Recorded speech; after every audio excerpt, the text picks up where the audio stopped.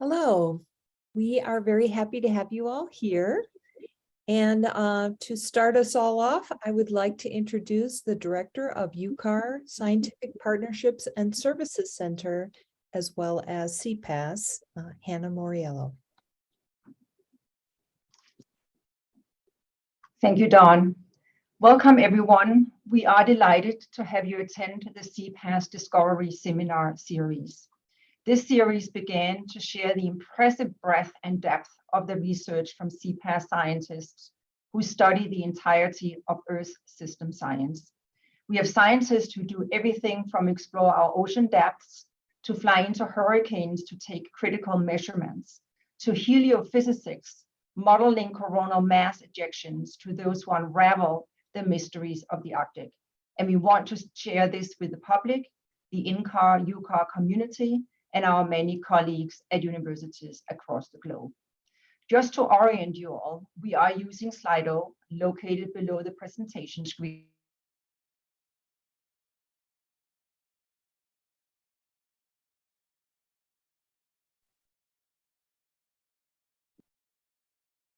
Looks like we have a little technical difficulty, so I'm just going to pick up where Hannah left off. So there is a Slido below the presentation screen so that you guys can ask questions to our speaker at any time during the seminar. And the questions will be revealed later in the Q&A section of our seminar. And it is our sincere pleasure to introduce to you today's speakers, CPAESS scientists, Dr. Kathy Tedesco and Cheyenne Stienbarger, who work at NOAA's Global Ocean Monitoring and Observing Program.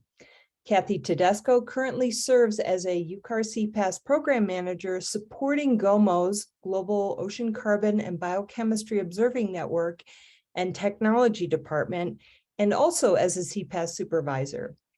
Kathy's PhD research focused on reconstructing the late Holocene climate record for the Circum-Caribbean region as part of the CAR-IACO time series project. I'm not sure how the acronym's pronounced. Cheyenne is a UCAR.CPAESS program specialist who is supporting GOMO, and her portfolio consists of managing the Tropical Pacific Observing System, building capacity in the tropical Pacific, and coordinating ocean observations for hurricane research, operations, and forecasts. Today, Dr. Kathy Tedesco and Cheyenne Stienbarger, will speak to us on NOAA's Global Ocean Monitoring and Observing Program, Frontiers in Ocean Observing. Thank you, ladies. And thank you, Dawn, and thank you, Hannah. I'm Kathy Tedesco, and Cheyenne and I will provide a presentation today. We'll look at the missions and goals of GOMO, then cover ocean carbon and biogeochemistry, including technology development. And then Cheyenne will speak to extreme weather and climate phenomena. Next slide, please. Okay, so the Global Ocean Monitoring and Observing Program sits within NOAA, and NOAA's mission is to understand and predict changes in climate, weather, oceans, and coasts, to share that knowledge and information with others, and to conserve and manage coastal and marine ecosystems and resources. Next slide. NOAA is composed of 6 line offices. This includes the National Weather Service, the National Ocean Service, which is focused on coastal regions, National Fisheries, the Office of Marine and Aviation Operations, which is responsible for our ships and aircraft, and NESDIS, which is the Satellite and Data line office. Our program, GOMO, sits within NOAA Research, or OAR. Next slide. And GOMO was a division of the Climate Program Office, but about 2 years ago, we became our own program. So as part of that, we developed a strategic plan with a new mission and new goals. So our mission is to provide and support high quality global ocean observations and research to improve our scientific understanding and inform society about the ocean's role in environmental change. Next slide. So what does GOMO do? We measure different physical, chemical, and biological ocean variables. This includes ocean temperature, salinity, currents, carbon, oxygen, and nutrients, but we also look at sea level, sea ice, waves. So we cover a lot of ground, and we're focused on the global ocean and the Arctic, but we also have regional studies. Cheyenne will talk about the tropical Pacific, and also boundary currents are part of our focus. I want to point out that GOMO provides approximately 1 million in situ measurements per day, and we have over 100 international partners as part of the networks that we support. Next slide. We have 4 goals in the strategic plan. The first goal is to sustain the in situ network that we currently support. The next is to innovate and evolve the network to address emerging needs. The third goal is to improve the value, accessibility, and usability of observational data for decision making. And the fourth goal is capacity building. Next slide. So I'll jump into ocean carbon and biogeochemistry and what we're doing in that space. Next slide. So why do we want to measure ocean carbon?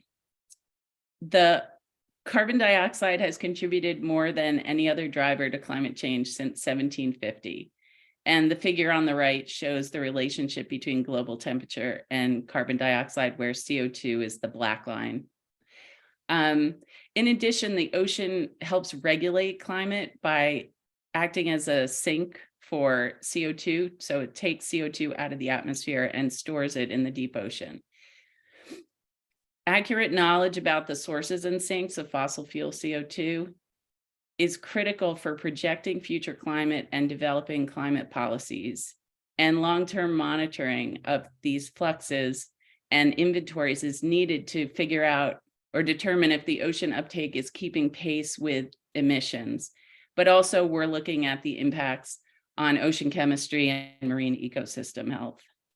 Next slide. So the GOMO, or it's the NOAA Global Ocean Carbon Observing Network, and there are 4 projects within GOMO that support this network to provide long-term observations of carbon from the sea surface to the ocean interior. The first project is US Ghost Ship Repeat Hydrography. We support this in partnership with the National Science Foundation, and this US Ghost Ship is looking at quantifying the ocean sink and storage of CO2 in the deep ocean. I will note that US Ghost Ship is more than just carbon, but because it's part of this carbon network, I'm just going to speak to the carbon component. We have 2 other projects that look at variability in fluxes between atmosphere and ocean, and that's surface water PCO2 measurements from ships of opportunity. And these are cruise ships, container ships, research vessels that are equipped with PCO2 systems, and we support 17 ships of opportunity right now with PCO2 instruments on them. We also support surface water PCO2 measurements from fixed moorings, and with that, they're open ocean moorings, and we support 12 of those. And then finally, there's a carbon data management and synthesis project that looks at data analysis and product development. Next slide, please. Okay, so this map shows pretty much the NOAA Global Ocean Observing Network, Carbon Observing Network. So I'm trying to point at the screen, sorry. So the blue squares are the, oh, thank you. The blue squares are the open ocean moorings that GOMO supports that are equipped with CO2 systems. The pink squares are mainly supported by the Ocean Acidification Program, but there are several that are joint OAP and GOMO, like in the California ecosystem. The red lines represent the GOSHIP transects that are supported by GOMO and the National Science Foundation. And the thin purple lines are part of the international GOSHIP. So US GOSHIP is part of an international project that has 13 partners. And so the thin purple lines are other cruise tracks that are done by other countries. The light blue lines are the underway PCO2 or the ships of opportunity that are measuring PCO2. So for this entire network, for the moorings and GOSHIP and surface ocean PCO2, we have over 30 international partners. And there's a typo in that. It should be GOMO provides 50% of the global ocean carbon observations. Next slide. This slide shows the value chain of ocean carbon measurement. So on the left side of the diagram, you see the three projects that I mentioned: repeat hydrography, CO2 from moorings, and then CO2 from ships of opportunity. And that feeds into data synthesis, and data are also archived at NCEI in NOAA.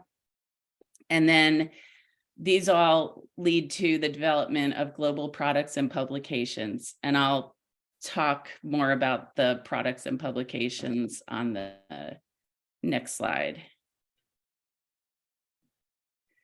Okay, so one of the major products that our data help develop is the Surface Ocean CO2 Atlas, or SOCAT, which provides annual high-quality global assessment of ocean CO2 uptake estimates.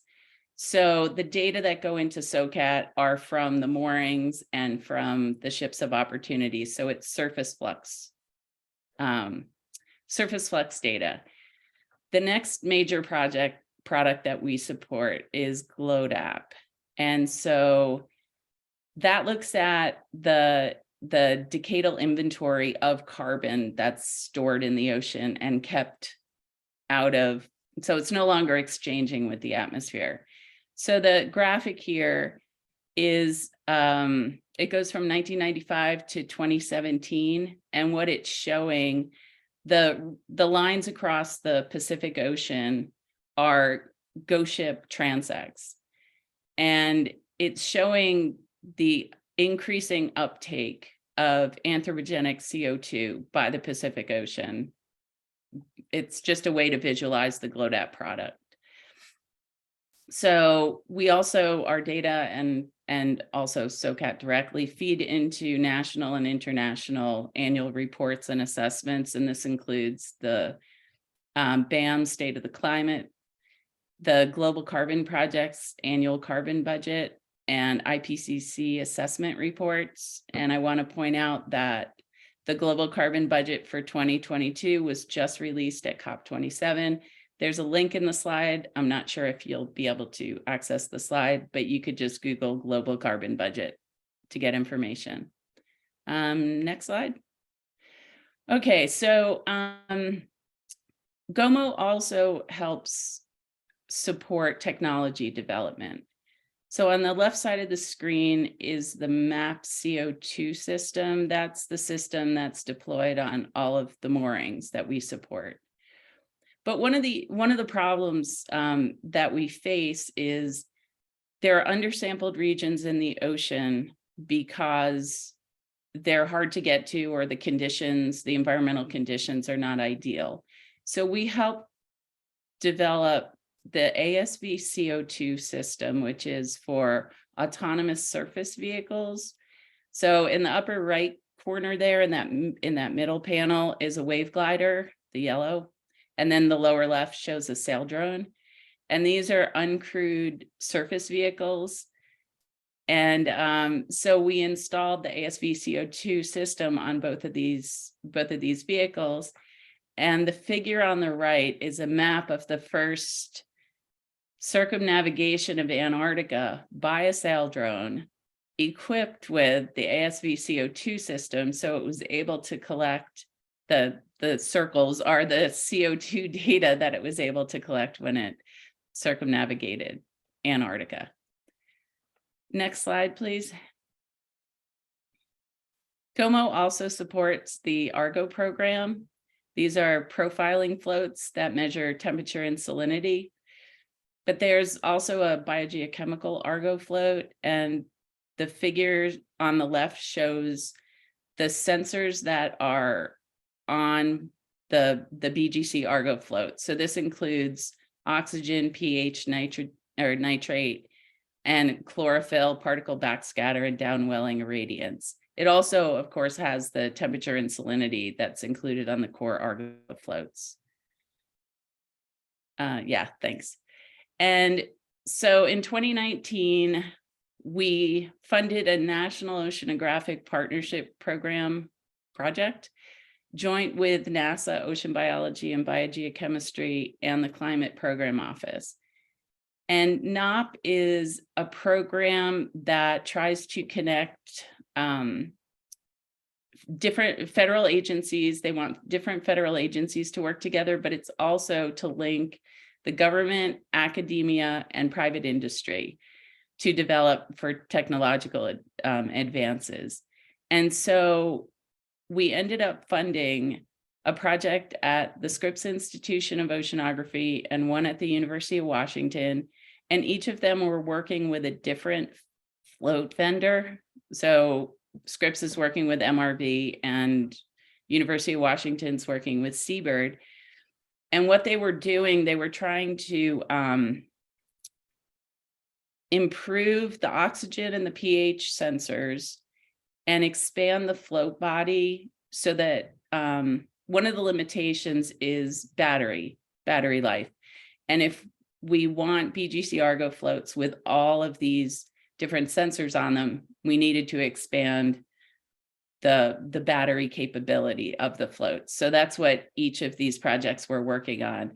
And they've worked together, and they've several floats have been deployed already, and they've also done an intercomparison experiment between the two floats.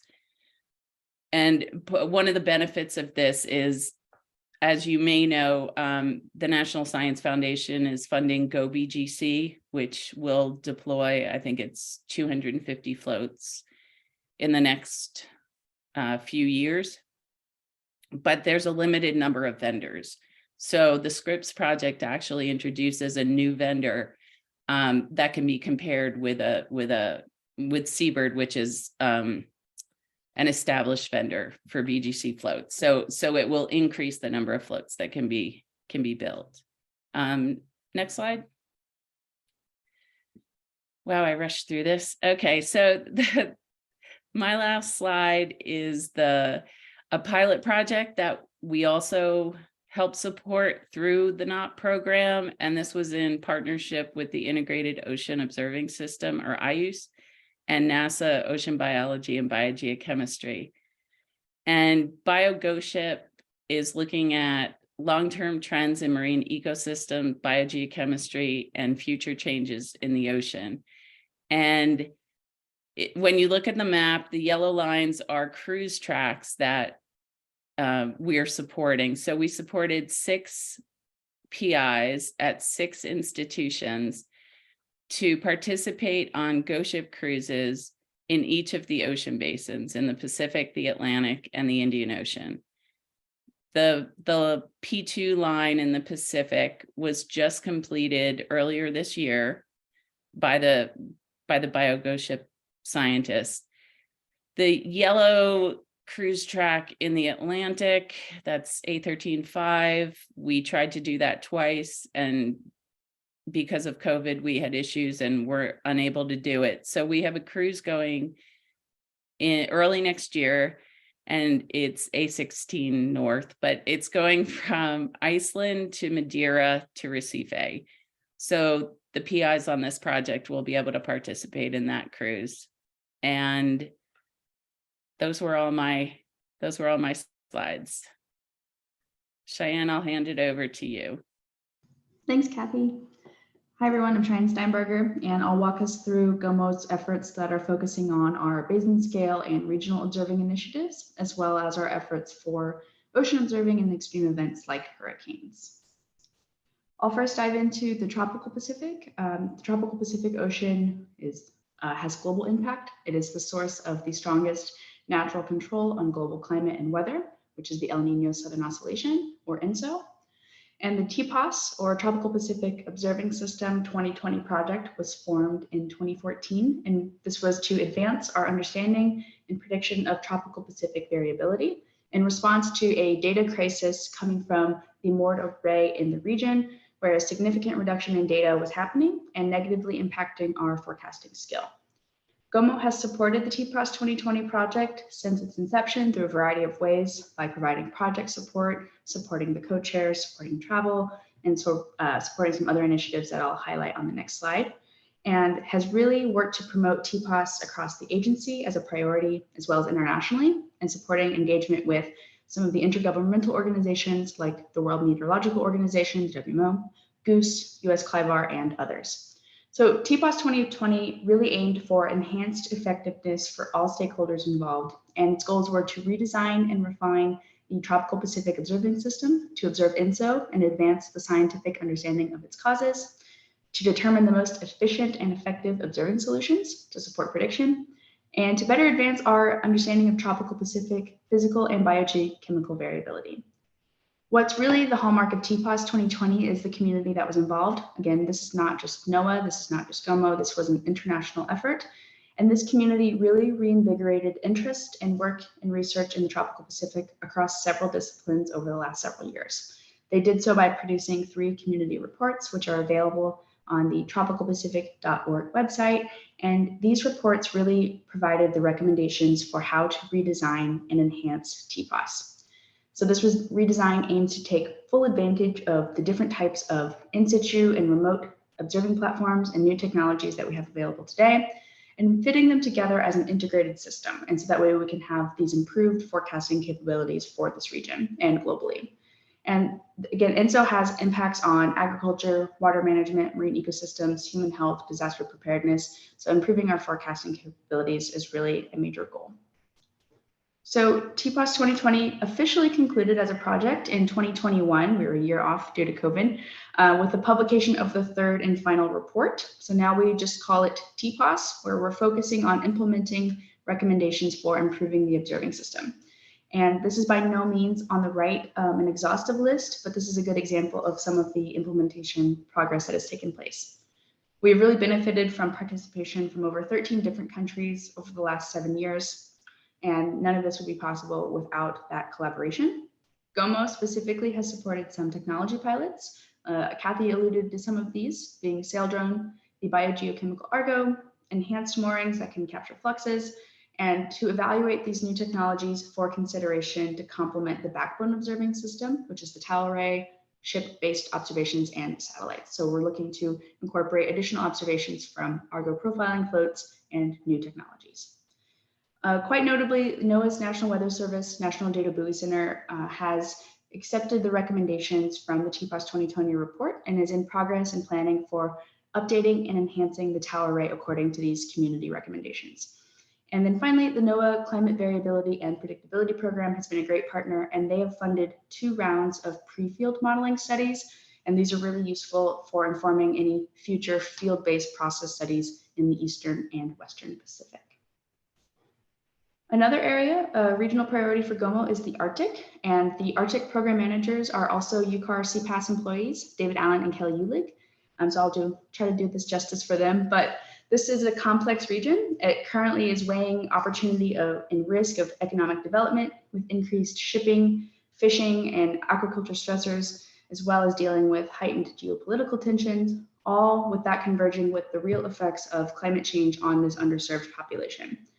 So the GOMO Arctic Research Program supports a combination of long-term sustained observing platforms like standard research cruises, as well as been utilizing new technologies like sail drone to monitor this critically under-observed region. And they're placing quite a bit of emphasis on monitoring ecosystem response to climate change, as well as sea ice response observations and modeling. One highly visible product that's produced by this program each year and available on website is the Arctic Report Card. This is the source for clear, reliable, and concise information about changes in the Arctic compared to the historical record.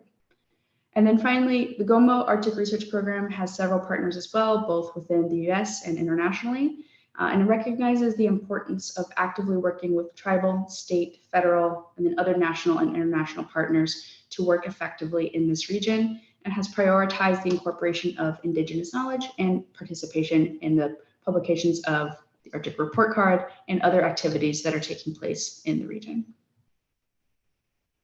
So switching gears, this is no longer necessarily a regional emphasis, but this is GOMO's newest program, the Extreme Events Program, and this is a program that I manage. And I'll start by saying, when we say extreme events, we think marine heat waves, tropical cyclones, extratropical cyclones. I'll focus the majority of our discussion around hurricanes and tropical cyclones. So we realized within GOMO that within NOAA, within the community, there's a rich history of expertise across these communities for hurricane research and forecasting. A lot of it has focused on atmospheric observations and those types of aircraft expendables for the measurements that are being collected. However, GOMO, like Kathy mentioned, supports many ocean observations, and many of these provide data that are relevant to observing hurricanes. What we realized within our own program is that we had really no formal collaboration or coordination amongst the in-situ observing platforms. So in spring of 2020, myself and another GOMO program manager organized the Extreme Events Program to provide a unifying organizational infrastructure for NOAA and our external partners to coordinate our ocean observing research and build a bridge between the ocean observing and modeling communities, and having really effective back and forth conversations here. So we spent all of 2020 sort of building the pool of experts from across NOAA and the cooperative institutes and the academic research institutes to build our community. We held a workshop in January of 2021 where we defined priorities, and these are the very shorthand list of priorities, but we have the report available on our website as well. Drafting these priorities for what it would take to better integrate our ocean observations into the numerical models, with the ultimate goal of helping NOAA to improve hurricane intensity forecasts. We've been working to address these priorities over the last several hurricane seasons. We've been working to facilitate the coordination of our ocean observing assets, leveraging existing funded efforts to provide improved data sets for coupled models. And then finally, we really built this program, like I said, by leveraging existing efforts, but also community enthusiasm and interest in this topic, and intra and interagency partnerships. So we have, as a community, developed strong linkages between those who are collecting the data, the research modelers, and those sitting at the operational forecast centers. So the image to the left here is a data visualization situational awareness platform called GeoCollaborate. It's a NOAA Small Business Institute SBIR technology, and this is what we use to visualize where our ocean observing assets are and get real-time data from them. So this just pulls everything into one place to visualize. All of the data are being served on the individual trusted source platforms from where the data are originated, but it's really useful because we can visualize the official National Hurricane Center track. We can visualize the flight pattern from the NOAA P3 aircraft and where the observing assets might be in the region. So we use a variety of in-situ observations to provide these data, including Argo profiling floats, drifting buoys, expendable bathythermographs, both deployed from ships and aircraft, as well as uncrewed systems like gliders and sail drones. So we really started coordinating among the operators and the researchers of these platforms to increase our own situational awareness, and when possible, provide data sets that are co-located in space or time. And so this is something we've been really making progress on the last few years, lessons learned, best practices, figuring out what works and what doesn't. And again, all of the work that's been done has been leveraged from existing funded efforts, but bringing everyone together to provide the best data sets possible. So for our upcoming plans for next season, we've procured funding because of the great recommendations, the work that the community's done, and really demonstrating this progress. We will have a 2023 integrated observing experiment focused on the Atlantic hurricane season. And the goal, as you can see in the image on the right, is to coordinate the various observing platforms that are necessary to study hurricane intensification in one place. So we're trying to get an entire view of the system of the air-sea transition zone, which is the upper ocean, the air-sea interface, and the atmospheric marine boundary layer through both sustained and targeted sampling. So sustained sampling would be like gliders, sail drone, Argo floats, drifters that are deployed at the beginning of the season, collecting measurements throughout the entire season. Targeted sampling would be using the NOAA P3 aircraft to deploy expendables in or during ahead of or during a storm. And then additionally, we are looking to really, the data that are collected during this experiment, we're hoping will improve our understanding of essential ocean features that contribute to hurricane intensification, like freshwater barrier layers and eddies and freshwater lenses, and that we can improve the representation of the ocean in coupled models through data assimilation. So as part of this, we're not just supporting the observing, we are also supporting efforts to do an observing system experiment, or an OSE, to determine the impact of each type of observation platform on the performance of the data assimilation system. So our goal here is to really improve, while we are doing the entire air sea transition zone, to improve the representation of the ocean in coupled ocean atmosphere models and improve hurricane intensity forecast. And I will say this is led by GOMO, but we have so many partners across NOAA and the academic community that are coming together to do this and to build on the work that's already being done at NOAA's AOML lab in Miami and other partners. So we realize ocean observing needs are continuously evolving due to our changing climate, and then there are subsequent impacts on ocean health and society, which increases the need for a responsive ocean observing system. GOMO has been a leader in providing these sustained ocean observations, innovating and evolving the technology that we use in these observing systems, and working to improve the usability of our data and products coming from these systems to better meet user needs across these various areas of ocean carbon, regional observing initiatives, observing for extreme events, and using new technologies to answer these questions. So I believe with that, that concludes our presentation.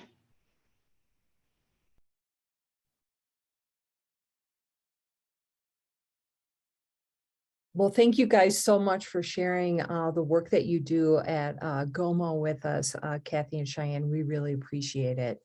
So now we're going to begin the Q&A portion of today's seminar, and I'd like to direct everyone's attention to the QR code on your screen.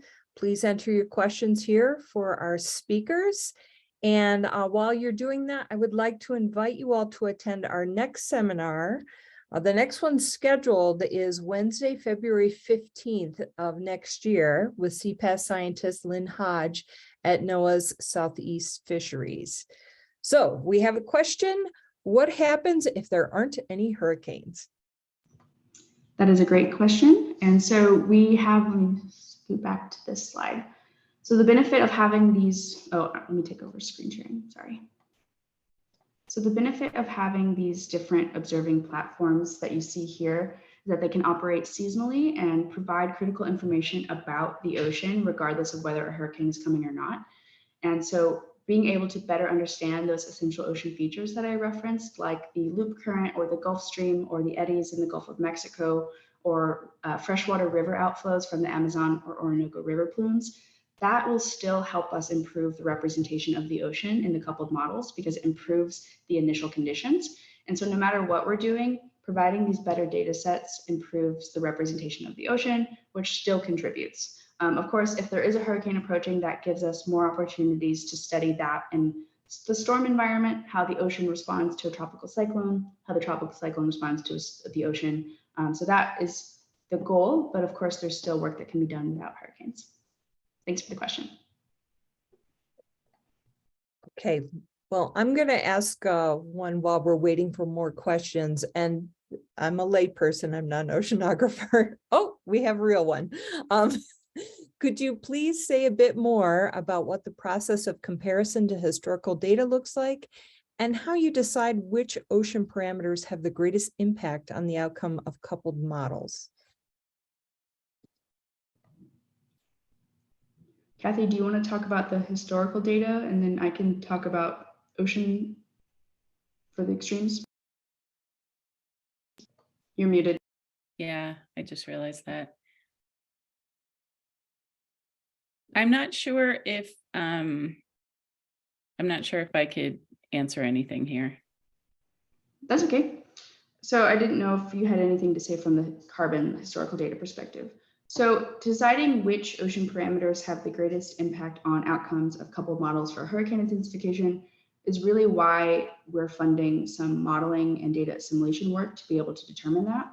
So looking at I don't know how they do that, I'm not the expert here, how they compare that to historical data It's looking at if we collect this type of data for an experiment, for a particular storm or hurricane season, and seeing how the influence of that in situ data compared to either climatology or to the observed values in determining maybe gliders or maybe sail drone provided the most beneficial impact in capturing the intensity of a given storm. So they have examples from previous storms that have been published and how they've done this, where they've taken no data assimilation whatsoever, they've used climatology, and then they've compared that to different observing platforms. And so the goal is to continue to be able to do that with more storms, particularly in different parts of the basin, to see how they respond, and then better make decisions about how we invest in our assets from those.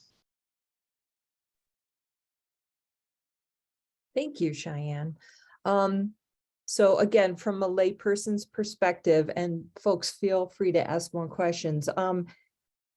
Can you just touch on, and Cheyenne, you did mention a couple times some of the different, I'm trying to think of like, okay, you guys are gathering all these measurements, and the products that you guys are creating are all kinds of data sets and all these different information. How, from just a regular person's perspective, how do people use that for the benefit of society? Thank you. So I can talk about the how it works with the carbon products. So for example, I mentioned that the Global Carbon Project's annual global carbon budget just came out. And what they look at with all the data that they compile from all the international programs, it's not just our program, but they look at emissions from different countries. They look at emissions of different types. They look at how the carbon's being taken up by the ocean or land, and from that they can make recommendations for tracking sources and sinks in different countries to meet the goals of the Paris Climate Accord, and also just to let decision makers or policymakers know if there's a spike in coal burning somewhere, and maybe make recommendations about different types of fuel that should be used. So that's just one example about how the global carbon budget is used. That's super interesting. Not at all what I thought you were going to say. So thank you very much. I have another question if we don't have any others just yet. So Cheyenne, I think in your talk, you mentioned that you work with the Arctic observations, that you guys work with indigenous leaders with your observation process and that. Do you know exactly how? I know that there's a tremendous amount of traditional knowledge, and I know that UCAR has and NOAA, a lot of our federal agencies are really trying to pay attention to kind of work with traditional knowledge so that we can get a holistic view of things. Do you know how that plays itself out? I will tell you what I do know. This is not, the Arctic program is not a program that I support. That's Kelly and David Allen, but I do know that they have worked with indigenous and tribal folks to incorporate their knowledge into the Arctic report card. So yes, it is a scientific source, but they also rely on local knowledge to produce that report because it's impacting, local regional bays, ecosystems, and subsistence fishing and things like that. I also believe that the research cruises that go when they go into Nome, Alaska, for example, they work with local and tribal governments to make sure that everything they're doing is okay and that they explain why they're going to be in the area and why that's important. Kathy, I don't know if you have anything to add from your knowledge of the Arctic Research Program. No, everything you said is what I would have said. Thanks. I can also just add that it's a priority for not just GOMO ARP, but for, like you mentioned, Dawn, for NOAA and others when working in the Arctic to not just drop in, do the science and leave, but really making sure that indigenous knowledge and co-production is valued, and not just saying that it's valued, but actively working to incorporate that. And I know that they've even done for workshops or seminars that they've needed to do, tried to find ways to support like internet access, because sometimes that's difficult to get someone invited to the table, but they still don't have the technology or the access to be able to join the meeting. So they've also done some creative problem solving to address those needs as well. Thank you very much. I appreciate the holistic approach tremendously. I think it's wonderful. And let's see. I'm not sure that we have any more questions, but I will just say thank you guys so much for all of this work. Like, I just had no idea how amazing and in depth and all the different, oh, we got another one. Yay. Our compound events, something you focus on with the extreme events programs, for example, interactions between marine heat waves and hurricanes. That's a great question. Not yet, because this is, while hurricane observing and ocean observing is not a new thing, this is a new program, and we are still within NOAA figuring out who all is doing marine heat waves work. There are many different people involved. And so it's something that we are thinking about as we grow the program and how we can look across different extreme events, and yes, individually, but also compounded effects. So while our program personally hasn't done that yet, it is a great point.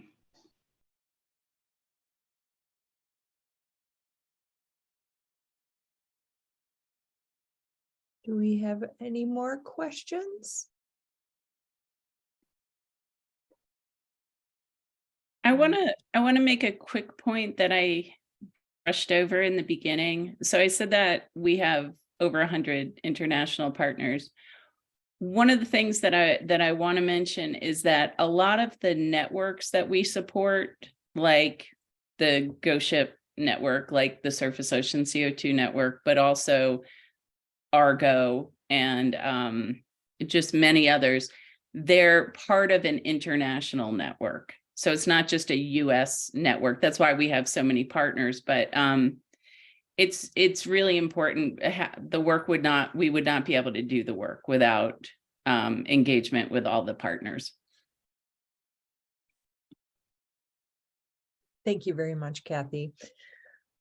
All right. Well, I guess I would just like to thank everyone for coming to the UCAR.CPAESS Discovery Seminar and remind you to go to our website to find out about future talks, cpaess.ucar.edu. And you will also be able to find a link to this talk after it's uploaded to YouTube, so usually within a week. Kathy and Cheyenne, our sincere thanks to you for sharing your important research with us. We really, really appreciate it. It's great. Thank you also to Brett Batterman of UCAR Multimedia Services for his invaluable assistance. And I hope to see everyone on February 15th for our next CPAESS Discovery Seminar. And good afternoon to everyone. Thank you.